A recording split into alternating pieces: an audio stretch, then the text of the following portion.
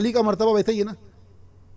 अगर हम सुने तो जब भी आता है तो अली का नाम आते क्या आता है जहन में? बहादुरी, ताकत, कुव्वत, यही आता है। और क्या चाहता है? हाँ, लेकिन आपकी एक सिफत क्या है? आप सबसे बेहतरीन काजी अदलो इंसाफ करने वाले हैं, सबसे बेहतरीन। आपने कभी नाइंसाफ़ी नहीं की। इंसाफ अगर देखना है और सिखाने का तरीका अगर उनका है तो वो भी हम बोल देते हैं। एक रोज़ हज़रत अली और इमाम हसन एक प्लेट में एक साथ में खाना खा रहे हैं। तो आपने सालन डाला, उसमें एक बोटी थी, प्लेट में एक बोटी आई, गोश्त की एक बोटी आई। तो इमाम हसन तो बेटे हैं, उन्होंने वो बोटी ली और खा ली।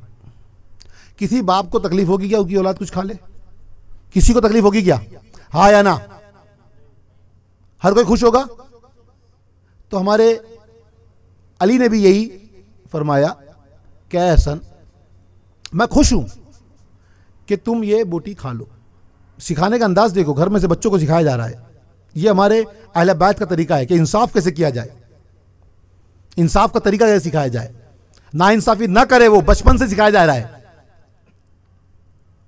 ये तुम मेरी औलाद हो, तुम खा लोगे, मैं बहुत खुश हूं उनसे, मैं बहुत खुश हूं। लेकिन तुम अहले बैत भी हो, तुम सिर्फ मेरी औलाद नहीं हो, तुम क्या हो?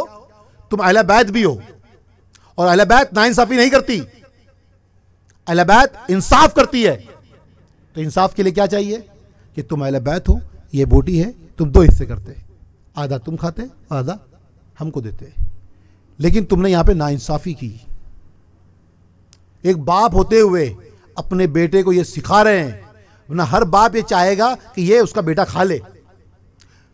वो भी कहते हैं कि मैं खुश हूं कि तुम ये खा रहे हो, कि तुम मेरी औलाद हो, लेकिन ये सबक है कि तुम अहले बैत हो, तुम नाइंसाफी ना करो कभी। तो इमाम हसन जो है 40 दिन तक एक कमरे में बंद होकर रोते रहे। रिवायतों में आता है कि आंसू जो इतने बहते थे जो दरवाजे से बाहर भी बहते थे, इतना रोए वो। 40वें दिन उनको बशारत हुई नबी पाक सल्लल्लाहु अलैहि वसल्लम की, क्या हसन, तुझको अली ने बचा लिया, अली ने बचा लिया। ये तुमको सबक दिया जा रहा है इंसाफ का, ना इंसाफी नहीं करते वो। एक और इंसाफ का वाक़या इमाम हसन से ले लेते हैं। और जब हज़रत अली का खिलाफत का दौर था, उस वक्त में माल गनीमत में बहुत सामान आता है, वो लोगों में बढ़ता है। तो शहद आया था, सबके हिस्से में आएगा, घर वालों के हिस्से में भी आएगा, बाहर वालों के हिस्से में भी आएगा, सबके हिस्से में आएगा। आके रखा हुआ था, कुछ मेहमान आ गए तो इमाम हसन ने निकाल लिया थोड़ा सा, यानी 400-450 ग्राम, रितल बोलते हैं उसको, रितल मतलब उस टाइम वजन को बोलते थे, वो अभी का कुछ 400 ग्राम के आसपास कुछ होता है। उतना जो है शहद उन्होंने निकाल लिया और खा लिया। अब जब बांटने का वक्त आया लोगों में, तो देखा तो एक बर्तन का जो है मुंह खुला हुआ है।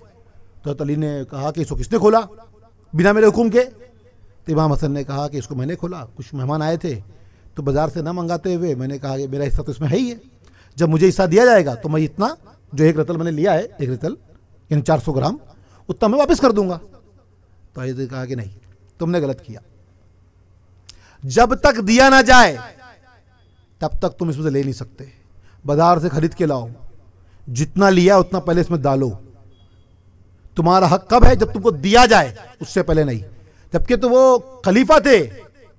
आज कोई भी इंसान बादशाह बेटा कुछ ले लेगा तो ठीक है चल ले लिया तूने, ना इंसाफी नहीं। इंसाफ में तो अपने बेटे को नहीं छोड़ रहे हैं अली, वो इंसाफ पसंद है। इसलिए उनको क्या कहा कि तुम में, हमारे नबी ने फरमाया, सबसे बड़े काजी इंसाफ करने वाले अली है। अली ना इंसाफी नहीं करते। सबसे बड़े काजी कौन है? वो अली है, जो इंसाफ करते हैं, ना इंसाफी नहीं करते। वहां वो औलाद का फर्क भी नहीं देख रहे हैं।